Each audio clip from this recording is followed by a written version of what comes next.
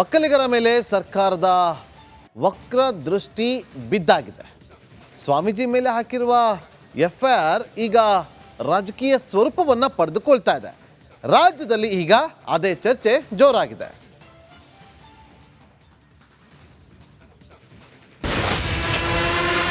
ಆ ವಕ್ಫ್ ಮಂಡಳಿನೇ ಇಲ್ಲ ಅನ್ನೋ ತರ ಮಾಡಬೇಕು. ಒಂದು ಆ ಮುಸ್ಲಿಂ ಜನಾಂಗಕ್ಕೆ ವೋಟಿನ ಪವರೇ ಇಲ್ಲ ಅಂತ ಮಾಡ್ಬೇಕು ಕಾನೂನು.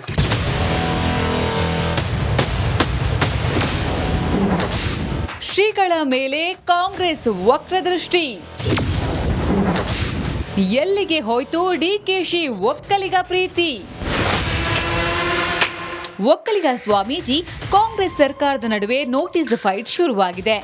ಮುಸಲ್ಮಾನರಿಗೆ ಮತದಾನದ ಹಕ್ಕು ರದ್ದು ಮಾಡಿ ಎಂದು ಹೇಳಿಕೆ ನೀಡಿದ್ದ ಚಂದ್ರಶೇಖರ ಶ್ರೀಗಳನ್ನ ಟಾರ್ಗೆಟ್ ಮಾಡಲಾಗ್ತಿದೆ ಅನ್ನೋ ಆರೋಪ ಕೇಳಿಬಂದಿದೆ. ವಕ್ಫ್ ಬೋರ್ಡ್ ವಿರುದ್ಧ ಒಕ್ಕಲಿಗ ಸಮುದಾಯದ ಚಂದ್ರಶೇಖರ ಸ್ವಾಮೀಜಿ ಪ್ರತಿಭಟನೆ ನಡೆಸಿದರು. ಈ ವೇಳೆ ನೀಡಿದ ಹೇಳಿಕೆಯೊಂದು ವಿವಾದದ ಕಿಡಿ ಹೊತ್ತಿಸಿದೆ. ಹೀಗಾಗಿ ಗುರೂಜಿ ವಿರುದ್ಧ ಬೆಂಗಳೂರಿನ ಉಪ್ಪಾರಪೇಟೆ ಪೊಲೀಸ್ ಠಾಣೆಯಲ್ಲಿ ಶ್ರೀಗಳ ವಿರುದ್ಧ ಎಫ್ಐಆರ್ ದಾಖಲಾಗಿದೆ.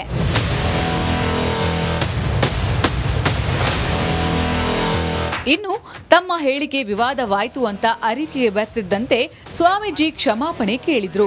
ನನ್ನ ಹೇಳಿಕೆಯಿಂದ ನೋವಾಗಿದ್ರೆ ವಿಷಾದ ವ್ಯಕ್ತಪಡಿಸುತ್ತೇನೆ. ಆದ್ರೆ ನನ್ನ ವಿರುದ್ಧ ಯಾಕೆ ದೂರು ದಾಖಲಿಸುತ್ತಾರೋ ಗೊತ್ತಿಲ್ಲ. ನನ್ನ ಆರೋಗ್ಯ ಸ್ಥಿತಿ ಚೆನ್ನಾಗಿಲ್ಲದ ಕಾರಣ ನಾನು ಪೊಲೀಸ್ ವಿಚಾರಣೆಗೆ ಹಾಜರಾಗುವುದಿಲ್ಲ ಅಂತ ಹೇಳಿದ್ದಾರೆ. ನಾವು ಮನಗಿದ್ದು ನಿಮ್ಮಂಥವ್ರು ಬಂದಾಗ ಕೂರಿಸ್ಕೋಬಾರ್ದು ಅಂತ ಮಾತಾಡಿ ಕಳಿಸ್ತಾ ಇರೋದು.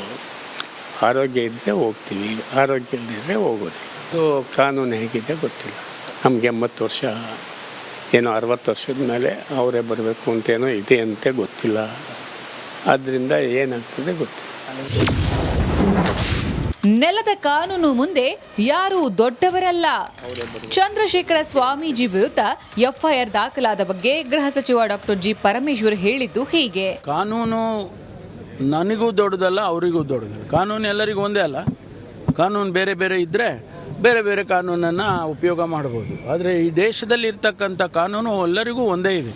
ಸ್ವಾಮೀಜಿಗೂ ಒಂದೇ ಕಾನೂನು, ನನಗೂ ಒಂದೇ ಕಾನೂನು ಮತ್ತು ಎಲ್ಲರಿಗೂ ಒಂದೇ ಕಾನೂನು. ಕಾನೂನಿನ ಚೌಕಟ್ಟಿನಲ್ಲಿ ಏನು ಕೆಲಸ ಮಾಡಬೇಕೋ ಇಲಾಖೆಯವರು ಅದನ್ನು ಮಾಡ್ತಾರೆ ಅಷ್ಟೇ. ಆದರೆ ಪೊಲೀಸ್ ನೋಟಿಸ್ ಕೊಟ್ಟಿದ್ದಾರೆ ಅವರನ್ನು ಅರೆಸ್ಟ್ ಮಾಡುವಂತ. ಅದು ನೋಡೋಣ, ಪ್ರೊಸೀಜರ್ ಅವ್ರು ಪೊಲೀಸ್ನವ್ರು ಮಾಡ್ಕೊಳ್ತಾರೆ. ಮಂಡ್ಯದಲ್ಲಿ ಸ್ವಾಮೀಜಿ ಪರ ಹೋರಾಟ.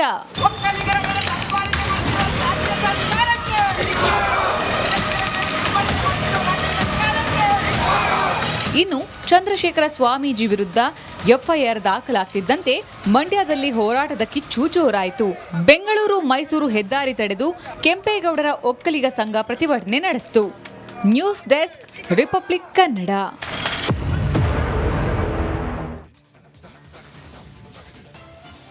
ಅಂತಿಮವಾಗಿ ಹೈಕಮಾಂಡ್ ಸೂಚನೆ ಮೇರೆಗೆ ಈಗ ಕೆಪಿಸಿಸಿ ಪಕ್ಷ ಸಿದ್ದರಾಮಯ್ಯ ಬೆಂಬಲಿಗರ ಸ್ವಾಭಿಮಾನ ಸಮಾವೇಶ ಸಂಪೂರ್ಣವಾಗಿ ಟೇಕ್ ಓವರ್ ಮಾಡಿರುವಂಥದ್ದು. ಅಧಿಕೃತವಾಗಿ ಈಗ ಕೆಪಿಸಿಸಿ ಅಧ್ಯಕ್ಷ ಡಿ ಕೆ ಶಿವಕುಮಾರ್ ಅಧಿಕೃತವಾಗಿ ಪತ್ರವನ್ನು ಬರೆದಿರುವಂಥದ್ದು. ಹಾಸನದಲ್ಲಿ ಆಯೋಜಿಸಿರುವಂತಹ ಕಾಂಗ್ರೆಸ್ ಪಕ್ಷದ ವತಿಯಿಂದ ಆಯೋಜಿಸಿರುವಂತಹ ಸಮಾವೇಶ ಸಂಬಂಧಪಟ್ಟಂತೆ ಪೂರ್ವಭಾವಿ ಸಭೆಯನ್ನು ಕೆಪಿಸಿಸಿ ಕಚೇರಿಯಲ್ಲಿ ಕರೆದಿರುವಂಥದ್ದು. ಆ ಭಾಗದ ಅಂದರೆ ಹಾಸನ, ಮೈಸೂರು, ಚಿಕ್ಕಮಗಳೂರು ಆ ಭಾಗದ ಎಲ್ಲ ಶಾಸಕರುಗಳು, ಮಾಜಿ ಶಾಸಕರುಗಳು ಮತ್ತು ಪರಾಜಿತ ಅಭ್ಯರ್ಥಿಗಳು ಎಲ್ಲರೂ ಕೂಡ ಸಭೆಗೆ ಬರಬೇಕಂತ ಅಧಿಕೃತವಾಗಿ ಸೂಚನೆ ಕೊಡುವ ಮೂಲಕ ಸಿದ್ದರಾಮಯ್ಯ ಅವ್ರಿಗೂ ಸಂದೇಶ ಕೊಟ್ಟಿರುವಂಥದ್ದು, ಸಿದ್ದರಾಮಯ್ಯ ಬೆಂಬಲಿಗರು ಕೂಡ ಸಂದೇಶ ಕೊಟ್ಟಿರುವಂಥದ್ದು. ಇಂದು ಈಗ ಅಧಿಕೃತವಾಗಿ ಕೆಪಿಸಿಸಿ ವತಿಯಿಂದ ಅಧಿಕೃತ ಪ್ರಕಟಣೆ ಹೊರಡಿಸಿರುವಂಥದ್ದು. ಕೆಪಿಸಿಸಿ ವತಿಯಿಂದ ಪಕ್ಷದ ವತಿಯಿಂದ ಸಭೆ ಆಯೋಜನೆ ಅಂತ ಹೇಳುವ ಮೂಲಕ ಯಾರ್ಯಾರು ಸಿದ್ದರಾಮಯ್ಯ ಬೆಂಬಲಿಗರು ಮತ್ತು ಸಿದ್ದರಾಮಯ್ಯ ಅವರ ಹಿಂದುಳಿದ ಮತ್ತು ದಲಿತ ವರ್ಗಗಳ ಸಂಘಟನೆಗಳು ಅಂತ ಏನು ಸಭೆಯನ್ನು ಸಮಾವೇಶ ಆಯೋಜನೆ ಮಾಡೋಕ್ಕೆ ಮುಂದಾಗಿತ್ತು, ಈಗ ಅವರೆಲ್ಲರೂ ಕೂಡ ಕೆಪಿಸಿಸಿಗೆ ಬರಬೇಕು. ಈ ಮೂಲಕ ಒಂದು ಸಿದ್ದರಾಮಯ್ಯ ಬೆಂಬಲಿಗರಿಗೆ ಒಂದು ಸಂದೇಶವನ್ನು ಕೊಟ್ಟಿರುವಂಥದ್ದು, ಮತ್ತೊಂದು ಕಡೆ ಕೆಪಿಸಿಸಿ ವತಿಯಿಂದ ಸಭೆ ಆಯೋಜನೆ ಮಾಡುವ ಮೂಲಕ ಒಂದಷ್ಟು ಎಲ್ಲ ಊಹಾಪೋಹಗಳಿಗೆ ತೆರೆಯನ್ನು ಎಳೆದಿರುವಂಥದ್ದು.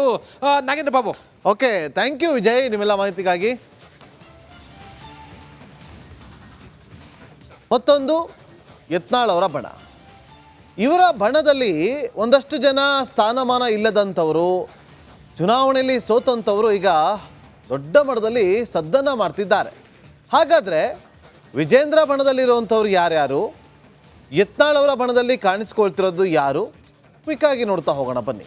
ನೋಡಿ, ಇಲ್ಲಿ ಪ್ರಮುಖವಾಗಿ ಇವತ್ತು ಯಾವಾಗ ವಕ್ಫ್ ವಿಚಾರವಾಗಿ ಬೇರೆ ಬೇರೆಯಾಗಿ ಹೋರಾಟಗಳು ಶುರುವಾಯಿತು, ಅಲ್ಲಿ ಯತ್ನಾಳ್ ಅವರ ಕೊಟ್ಟಂಥ ಹೇಳಿಕೆಗಳು ಒಂದಷ್ಟು ಜನರನ್ನು ಕೆರಳಿಸುವಂತಾಯಿತು, ಅನೇಕ ಜನರನ್ನು ಕೆರಳಿಸುವಂತಾಗಿತ್ತು.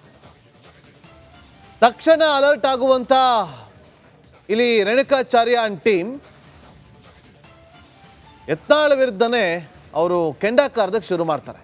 ನೋಡಿ, ಇಲ್ಲಿ ಇಬ್ಬರು ಕೂಡ ಸೋತಂತವ್ರು. ಯಾವ ರೀತಿಯಾಗಿ ಅಂತ ಹೇಳ್ತೀವಿ. ಒಂದು MP ರೇಣುಕಾಚಾರ್ಯ ಅವರು ಸೋತರು ಕಳೆದ ಬಾರಿ ಚುನಾವಣೆಯಲ್ಲಿ ಹೊನ್ನಾಳಿ ಕ್ಷೇತ್ರದಿಂದ, ಇವರು ಸೋತಿದ್ದಾರೆ. ಮತ್ತೊಂದು ಕಡೆ JM ಸಿದ್ದೇಶ್ವರ್ ಅವ್ರಿಗೆ ಟಿಕೆಟ್ ಸಿಗಲಿಲ್ಲ, ಅಂದರೆ ಪತ್ನಿಗೆ ಟಿಕೆಟ್ ಕೊಟ್ಟರು, ಪತ್ನಿಗೆ ಟಿಕೆಟ್ ಕೊಡಿಸಿದ್ರು. ಆದರೆ ಲೋಕಸಭಾ ಚುನಾವಣೆಯಲ್ಲಿ ಪತ್ನಿ ಕೂಡ ಸೋಲುವಂತಾಗಿತ್ತು. ಈಗ JM ಸಿದ್ದೇಶ್ವರ್ ಅವರು ಒಂದು ಕಡೆ ಯತ್ನಾಳ್ ಪರವಾಗಿ ಬ್ಯಾಟನ್ನು ಬೀಸಿದ್ದಾರೆ. ಹಾಗಾಗಿ ಯತ್ನಾಳ್ ಬಣದಲ್ಲೇ ಗುರುತಿಸ್ಕೊಳ್ತಿದ್ದಾರೆ. ನಮ್ಮ ಸೋಲಿಗೆ ಕಾರಣ BJP ರಾಜ್ಯಾಧ್ಯಕ್ಷರು ಅಂತೇಳಿ ಅವರು ಒಂದಷ್ಟು ಮನಸ್ತಾಪವನ್ನು ಹೊರ ಹಾಕಿದ್ದು ಉಂಟು. ಈ ಒಂದು ಇಬ್ಬರು ಕೂಡ ಒಂದು ಕಡೆ ಸೋಲನ್ನು ಅನುಭವಿಸಿದ್ರು ಕೂಡ ಅವರು ಈಗ ಇಬ್ಬರ ಪರವಾಗಿ ಅವರವರಿಗೆ ಬೇಕಾದವರ ಪರವಾಗಿ ಮಾತುಗಳನ್ನು ಆಡ್ತಿದ್ದಾರೆ.